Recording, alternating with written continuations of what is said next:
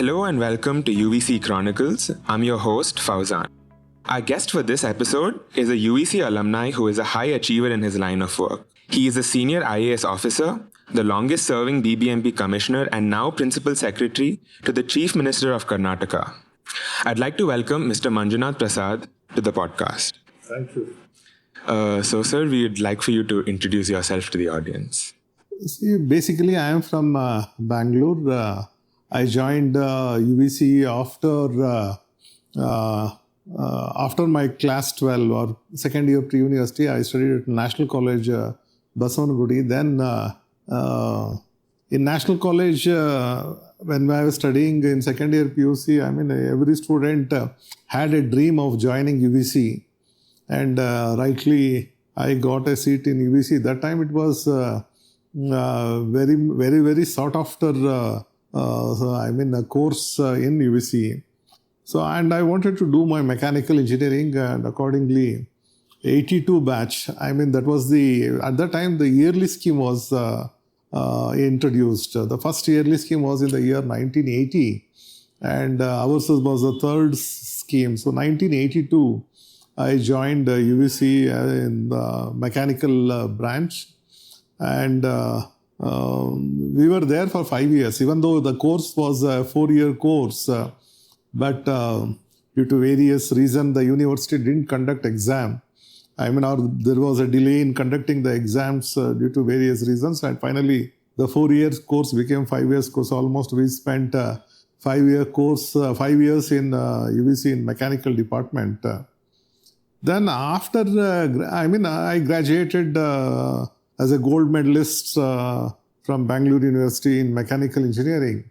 Thereafter, my passion was teaching. So I wanted to be a lecturer. And at that time, the Vice Chancellor, Professor D.M. Nanjundappa, when I met him, he told me that there is an advertisement coming for permanent lecturers in UVCE. Then I should apply. And then I got it. So then afterwards, almost for 5 years, I worked as a lecturer in UVCE in mechanical engineering department. Thereafter, after that, then I did my MTech from IIT Delhi in design engineering. So meanwhile, after all this, I thought of preparing for civil services. When I was at IIT Delhi, I decided to write civil service exam, and by the time I completed MTech, and at the same time I got into civil service, I got into the Indian Administrative Service, that is IAS. And that was 1993 exam, and I belong to the 94 batch. After getting into the Indian Administrative Service, I was allotted West Bengal cadre. So there I worked for almost 12 years. I worked as the district magistrate and collector in Murshidabad district. And also I worked as additional district magistrate in Midnapur and the chief executive officer of Asansol Durgapur Development Authority, that's in West Bengal, that is in Durgapur. It's under Bardwan district. So having worked for 12 years in West Bengal, then my cadre was changed to Karnataka. So after coming here, I worked as Deputy Commissioner of Raichur district, then Deputy Commissioner of Mandya district, then Deputy Commissioner and Collector of Davangere district. So having worked in these 3 districts, then I was, for a short period, I worked as Managing Director of Karnataka State Small Scale Industries Development Corporation. Then I moved on as Agriculture Commissioner. Then I also worked as Commissioner for Social Welfare and Commissioner for Employment and Training, that is basically skill development. So there, after that, for the entire state, I was the Secretary of Agriculture Department, Secretary of Social Welfare Department, and then later I was Principal Secretary of the Revenue Department. In between, I was also the Managing Director of Karnataka State Road Transport Corporation, that is KSRTC. For 2.5 years, I was the Managing Director from 2012 to 2014. Then later, I became the BBMP Commissioner in the year 2016. And almost I worked there for 4 years under 3 different chief ministers and 5 different mayors. So after BBMP, then the Honorable Chief Minister Shri Basuraj Bommai appointed me as his principal secretary. So right now I am the principal secretary to the Chief Minister. In addition to this, I am also having an additional charge as Managing Director of Karnataka Power Corporation Limited, which basically ensures the energy security for the entire state, wherein there are thermal power plants in this Raichur, Yarmaras, Ballari. Then we have idle power plants, big idle power plants at near Super Dam, the Ambika Nagar, that's known as the Nagjari Powerhouse. Then at Linganmakki Dam, the Sharavati Powerhouse, and we have Varahi idle power plant. So basically, the job involves, the maintenance, operation of all this thermal, idle. We also have some solar and wind power plants. Altogether, with our generation and whatever we procure, almost every day we generate about 15,000 megawatts of power. And this power is fed across the entire state so that the energy security of the state is maintained. And our vision is to ensure that more and more such new powers, new source of energy is developed, and we diversify in whatever we are doing. So, sir, if we could rewind a little bit back in time, was there a formative experience you had where, and now your entire life is so devoted to public life and being a civil servant? So, was there an experience you had way back that inspired you or sparked an interest in this? See, this number one is that in our country, whether you like it or not, we have this parliamentary democracy wherein all the decision-making powers lie with the top bureaucrats in the country. Number one, I had made a conscious choice that I will join only government service. Because after your engineering and after your this MTech, I got a lot of opportunities in private sector. In the campus interviews itself, during our time, I was selected for many private industries, very famous, prestigious private industry. But I had made a conscious choice that I should join the government. And when having made a conscious choice of working for the government, the Indian Administrative Service provides you such a opportunity to involve yourself in decision-making powers, which changes the face of the state, and which is of tremendous impact, and the canvas for your work is very wide. And more than anything else, during this last 29 years of my service, I have done at least 20 different postings. Whatever you do, it is not monotonous. Every 2 years, we keep changing. Today I am in one department, tomorrow there is other department. So this monotony is not there. And we also, every 2 years, we also look for a change so that we learn new things, we work in new departments. So that is the specialty about this service. And whichever department we work, whatever skills, whatever attitude, whatever knowledge that we have acquired during our formative years, that is during our graduation, that is of great help. Whatever decision we take, the scientific bent of mind, the way you analyze, the way you look at things, that will come in handy.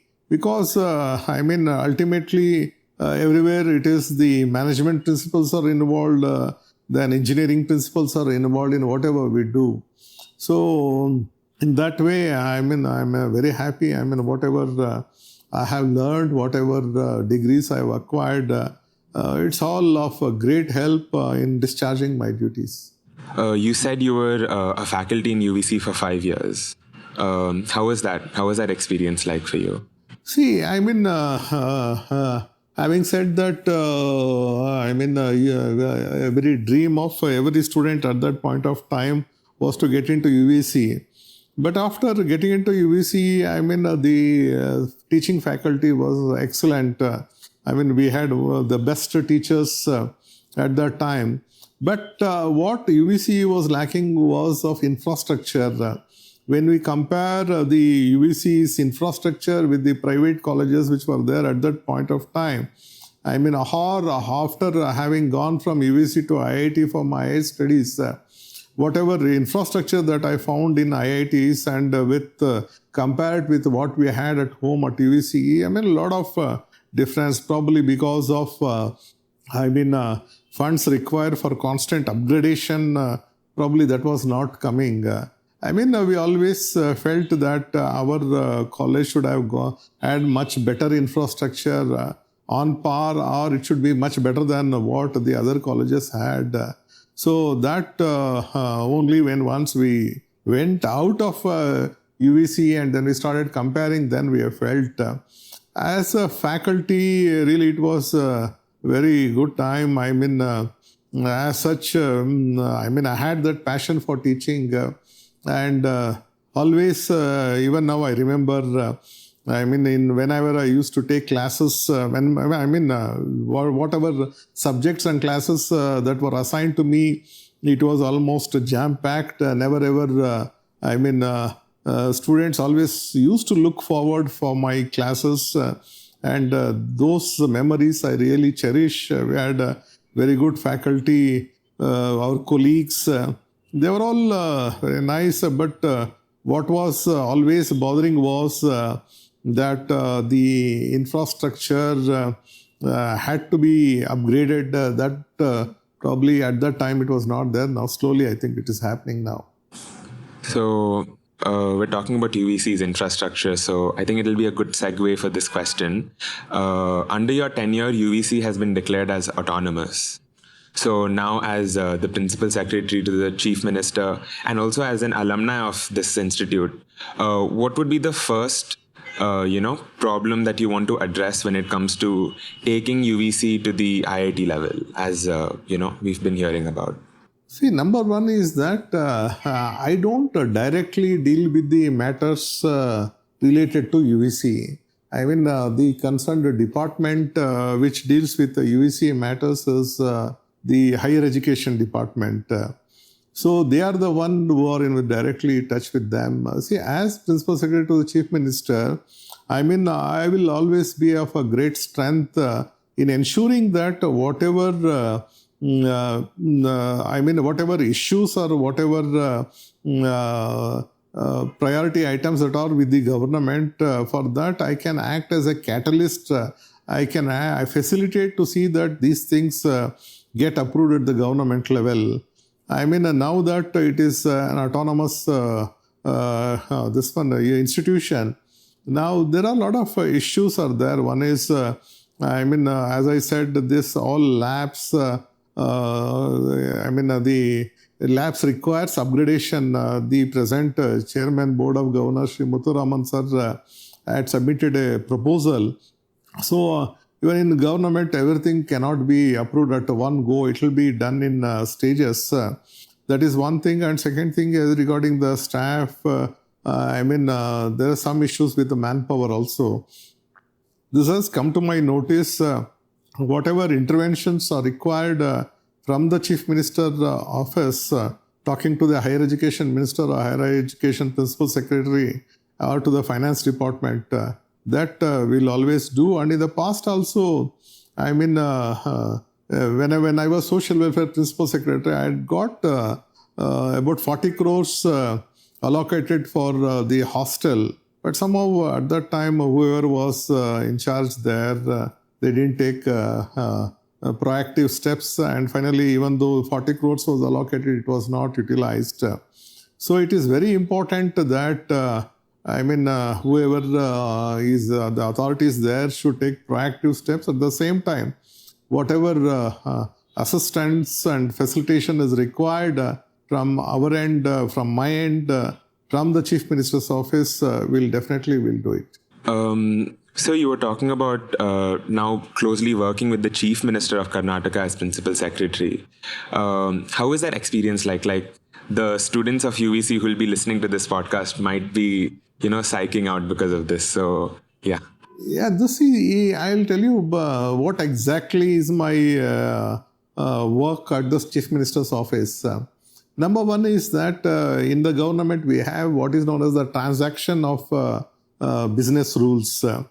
Every department, there are about 35-40 departments are there. Each department is headed by a particular minister. Below the minister is the secretary, and then after the entire staff working with them. For example, in the case of PWD, there is a PWD minister. Next to him, there is a principal secretary of PWD. Then we have a secretary. Below them, then we have engineers. There might be about more than 5,000 engineers working at different levels. So the day-to-day functioning, everything, the cases, whatever issues are there, that will be sorted out by the department concerned. That is the department minister and the secretary is concerned. There in the transaction of business rule, it is mentioned which are the files that should come to the Chief Minister's approval. It is not that each and every file comes to us. Only the subjects where it is laid down in the law. So accordingly, we get files from almost 30-40 departments for perusal and decision of the Chief Minister. When it comes, before any file goes to the Chief Minister, I will look into those files, study those files, because Honorable Chief Minister will not have time to go through each and every file. His time is very precious.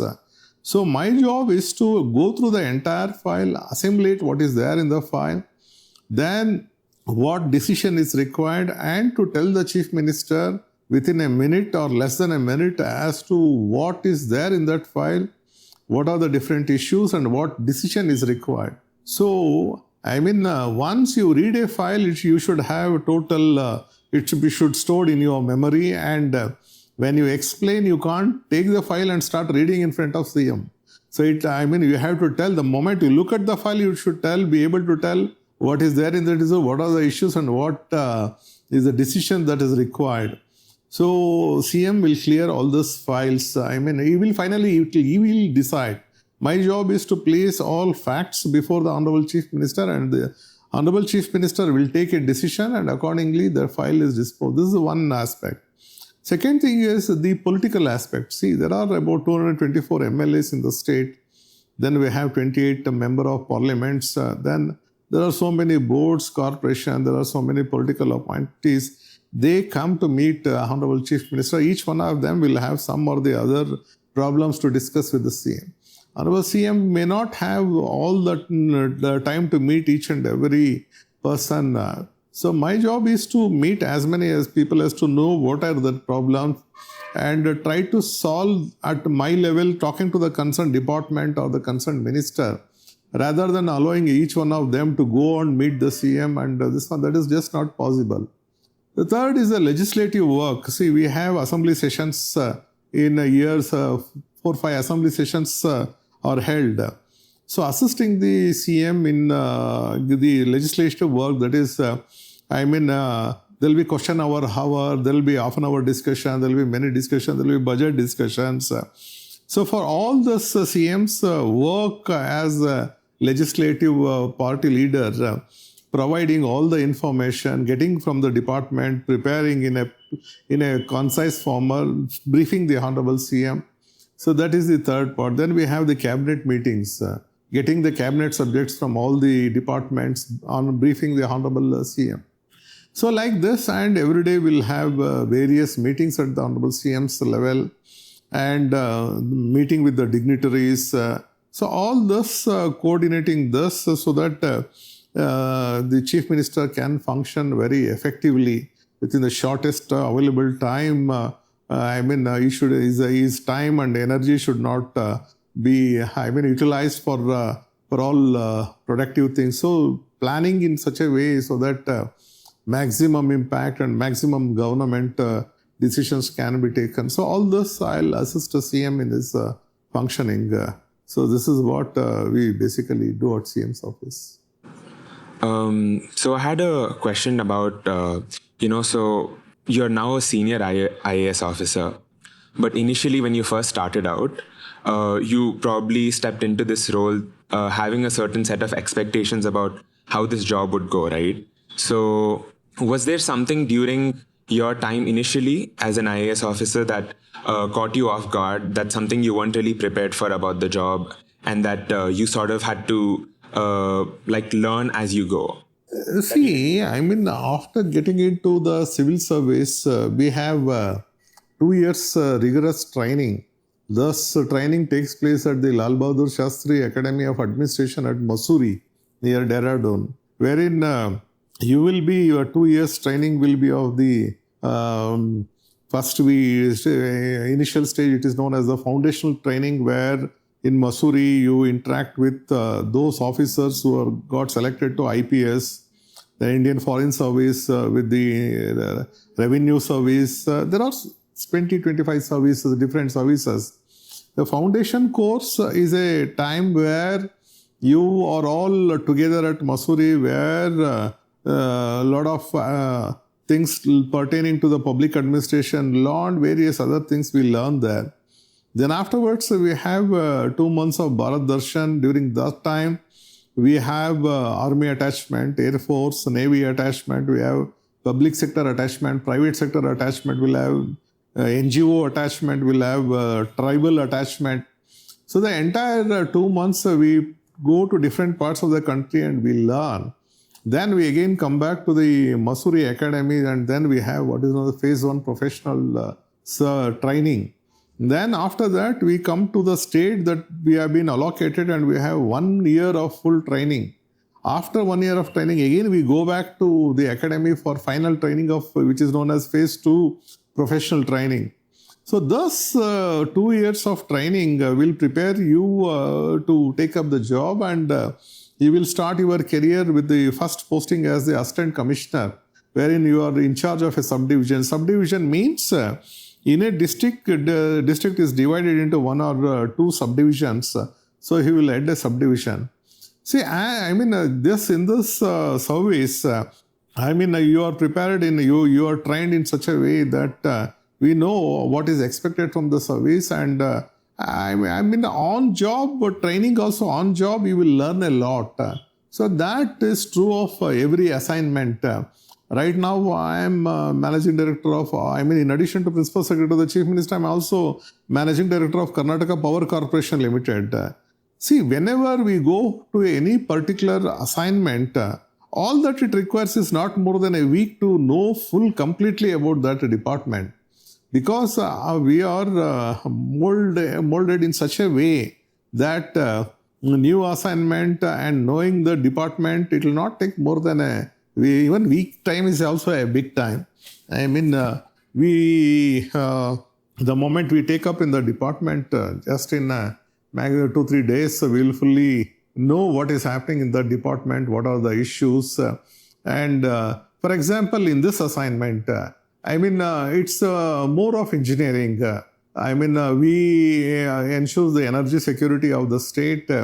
We operate all the thermal power plants in Raichur, Bellary, then Yermaras. Then we have idle power plants near, the biggest one is the Super Dam, Nagjari powerhouse. Then we have Sharavati Dam there, the Linganmaki powerhouse, Varahi, this one. In addition to that, we have powerhouse at Bhadra, and also at this one, Almaty, and we have one more, this one. These are all powerhouses. So all this, to run this corporation, I need not be an engineer. I don't directly go and operate this one thermal power plant or a hydel power plant. At the top level, when you are at the top level, you are more concerned about the managerial issues and the administrative issues. For example, now I am more concerned about the coal position in the thermal power plants. Without coal, you can't run the thermal power plants. And coal, we get it from Maharashtra, then Chhattisgarh and other places. So there are issues where I have to coordinate with the government of India, coordinate with the different state governments and with the railways. So this coordination and decisions are taken at the top. So like this, there are many issues which require my attention. So I'll be more concerned about the managerial issues that are dodging the department. Day-to-day functioning, we have the engineers, we have the executive directors, so we have director, technical director, finance. They look into day-to-day functioning and any issues that requires attention at my level. I'm more concerned about the policy making. Policy making means basically giving a directions to this corporation as to what new projects, new ideas. So all this will be dealt at my level. So this is the, way of functioning in each and every department, and which usually happens. You were talking about energy and power plants, and also I think renewable energy is something that we have to look for our future, right? If we want to sustain it. So currently, as a policy maker in the government of Karnataka, what do you think is the future for renewable energy, and how can we promote it? See, if you look at the total power generation in the state, total generation as of today is about 30,000 megawatts. Out of 30,000 megawatts, the renewable power is about 15,000 megawatts. This is the highest in any state, where 50% of the total production in the state is by renewable energy, that is solar and wind energy. Even though the state requirement is about 15,000 megawatts for this one, the remaining 15,000 megawatts, there is more of captive powers, and there are many agencies who generate power, give the power to the central grid, and they trade in the energy. We also have surplus power, and we are also trading in this energy. So, as you rightly said, the future is the renewable energy. We are, more and more individuals and more companies are coming forward to set up solar power plants. Now technology is changing. The cost of this one is coming down. So more and more people, more and more players come to this field. The availability of the power will be more and more power will be available. Subsequently, the cost at which this power will be available also will become less and less. There was a time when you used to purchase solar power at 16 rupees per unit. Now today it has come to about 3 rupees per unit. In the days to come, again it will come down. So the cheapest power is the hydel power, and after hydel, solar power is the cheapest. And for thermal power, it's almost the cost of generation is about around 4 rupees per unit. Now we are in the process of setting up gas-based power station at Elanka. It's 370 megawatts. There we are using the compressed natural gas to produce power. It is not at entire plant is ready. We have to make it functional. It will happen in next few months. And there the cost of power generation is roughly about, as of, based on the cost of the fuel, as of today, it's about 7 rupees per unit. So it varies, but in the days to come, slowly this thermal power plants have to shut down because of all environmental issues. And more we'll be seeing solar and wind power. And the new concept is the pumped storage. Pumped storage is the one where you can't generate power from hydel. This one, usually the hydel power is used for peaking times. Whenever the peak demand is there, we'll use the hydel power. Now the pumped storage is one where we do the reverse operation during the daytime. Pump back the water to the heights greater ahead using the cheap solar power, and use that power in the night for generating when the powers are, peak power is required, especially in the evenings and during the early morning hours when the solar energy is not available. So there are different concepts, different things are being put in place. The ultimate goal is to ensure energy security of the state. At the same time, use the natural resources so that not only you are self-sufficient, but also you can trade with the power. Sir, in conclusion, I wanted to take your advice. So there are a lot of people who might be appearing for these examinations, for civil service examinations.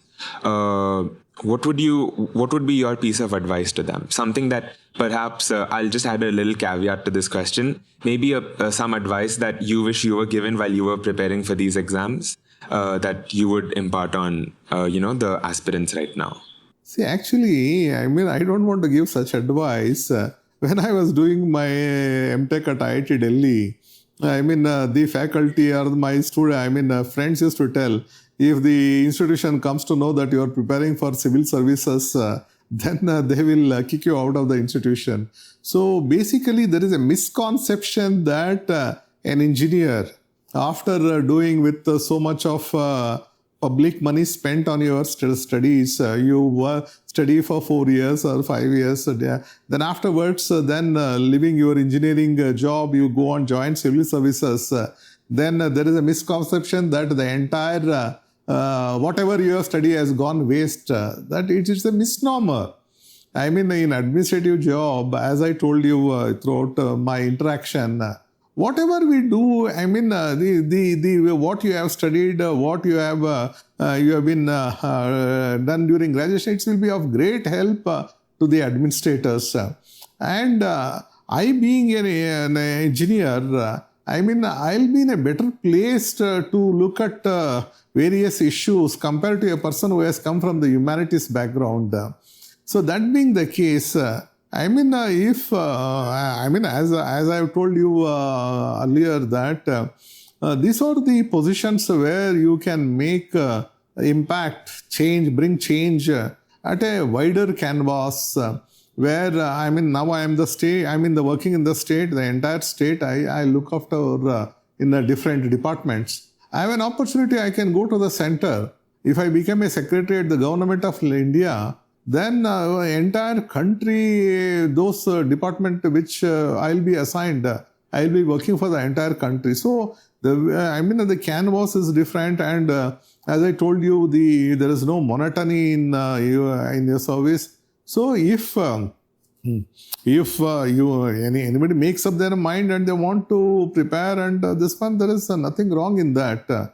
In fact, you will have a wider experience and wider impact. So I think you should give it a try. And that misnomer, misconception, what some have, that after doing engineering, all your engineering degree will go for waste. So I don't agree with that.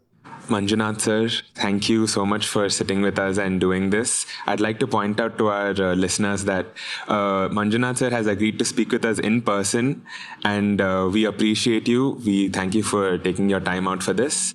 To all our listeners, you can definitely get in touch with the Team Chronicles on our Instagram page at Vision UVCE. And we'll see you in our next episode. So it's goodbye until then. Thank you.